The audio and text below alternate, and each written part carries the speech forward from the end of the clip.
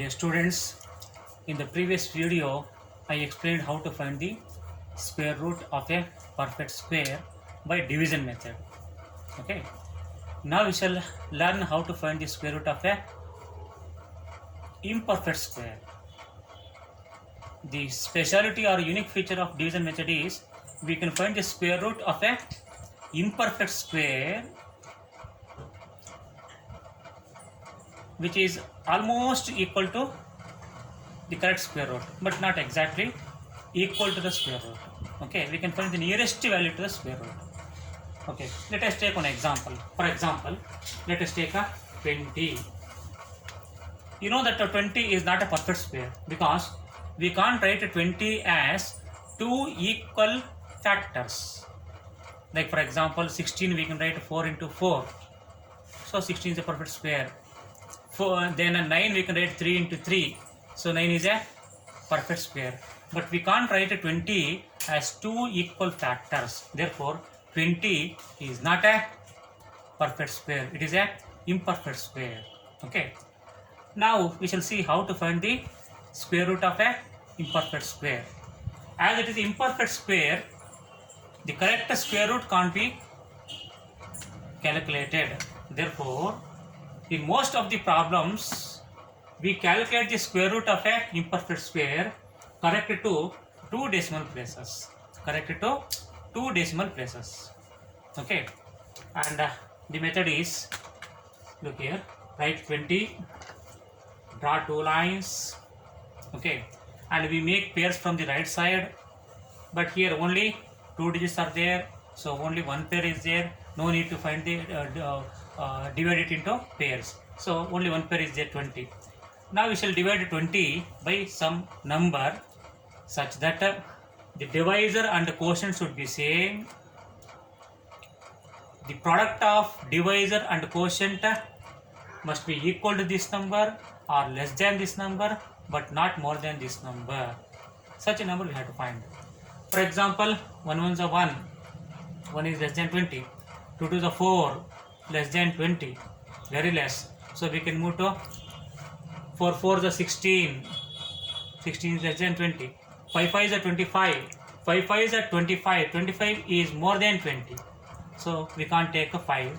So let us get back to 4. 4 4 is a 16 is less than this number. So okay, like this you should try all the numbers such that the product crosses this number.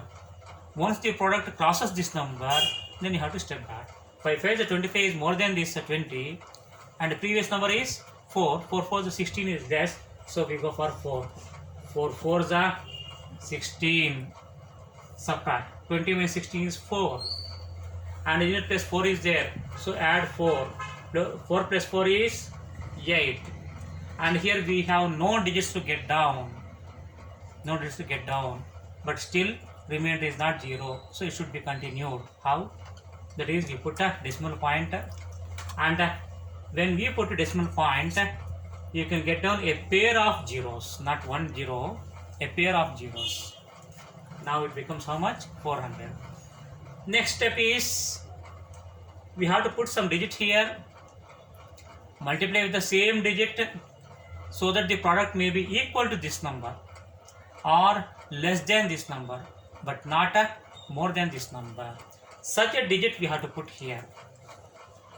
Which is that digit is the question.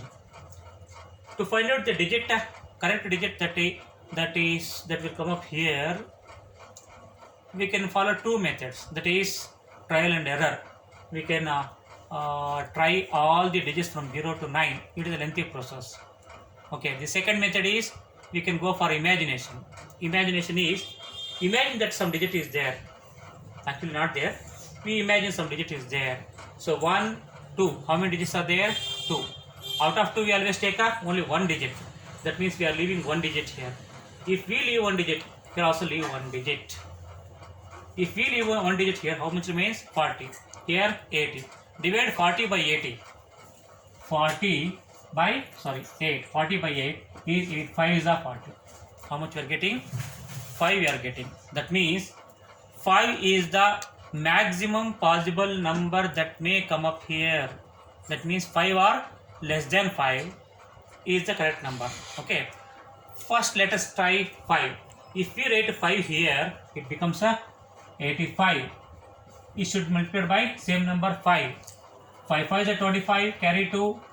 5 8 is a 40 plus 2 is 42. 425. 425 is more than this number. It is crossing this number. That means we should not take a 5. So let us step back. The previous number is 4. So put 4 here. And here also 4. Now multiply. 4 4 is 16. Means 6 carry 1. 4 8 is 32 plus 1 is 33. Next is subtraction. Okay, borrow 1, we get 4 here. Here we get a 6. And here we get a 0, no need to write. Okay. Then what is the name place? 4 is there. So we add 4. 84 plus 4 is 88. Okay. And this is the remainder we got after subtraction. Once you put decimal point here, you can get on a pair of zeros for every remainder after subtraction. Okay. So point is there, therefore you can get down a pair of zeros.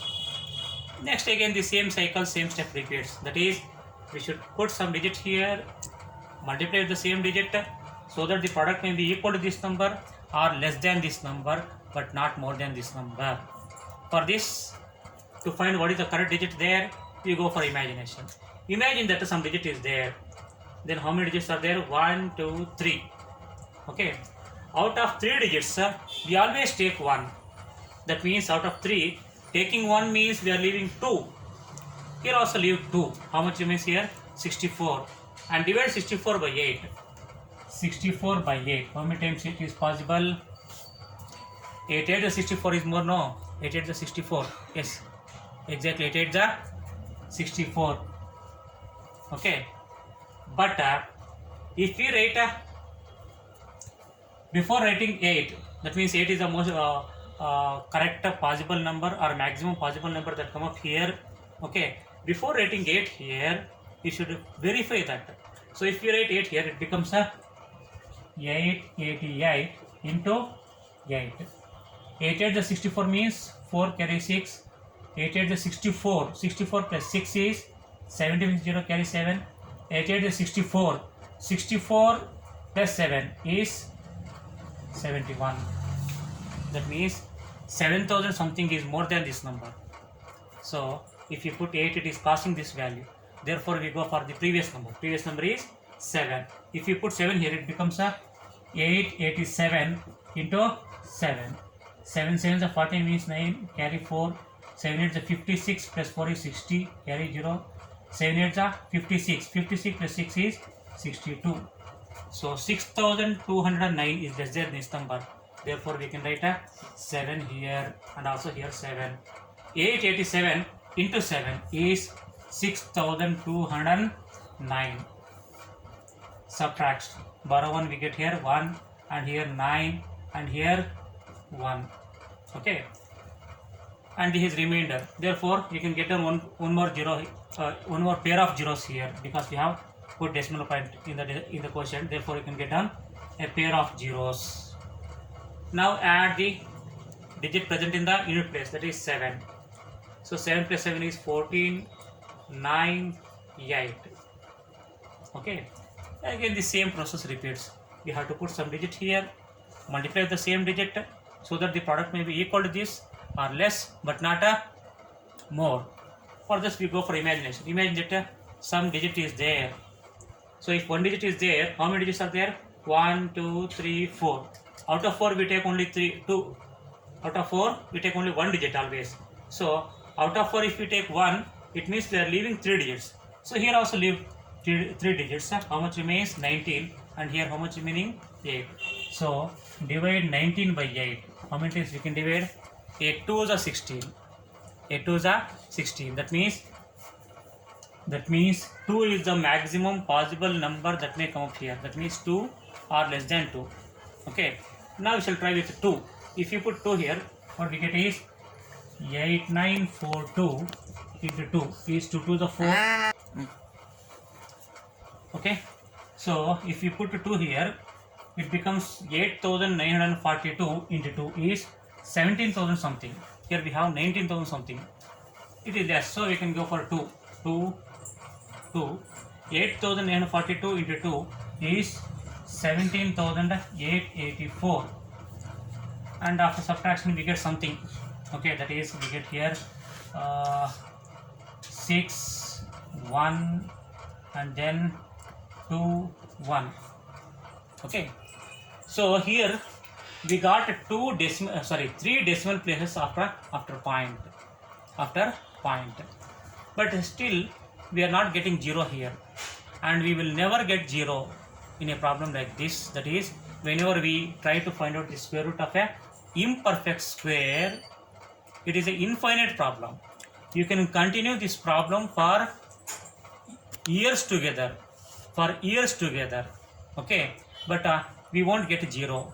That is, this problem will not terminate. Therefore, it will not terminate. We only have to stop somewhere, and here it is asked to find out correct to 2 decimal places. When it is asked to find out correct to 2 decimal places, we have to get 3 decimal places. Okay, 3 decimal places. And observe one thing. Here the third decimal place is 2, means less than 5. If third decimal place is 5 or more than 5, we have to leave it and add 1 to the previous digit. If it is less than 5 in the third place, leave it, negligible, leave it. Therefore, 4.47 is the approximate value. So, square root of 20 is approximately equal to 4.47. We have left 2 because we need to get a square root correct to 2 decimal places only. So 2 decimal places means the third place number, if it is more than 5 or 5, we leave it and add to the previous number. If it is less than 5, it is negligible, just leave it, and answer is 4.47. Okay, this is the method used to find out a square root of a imperfect square. Thank you.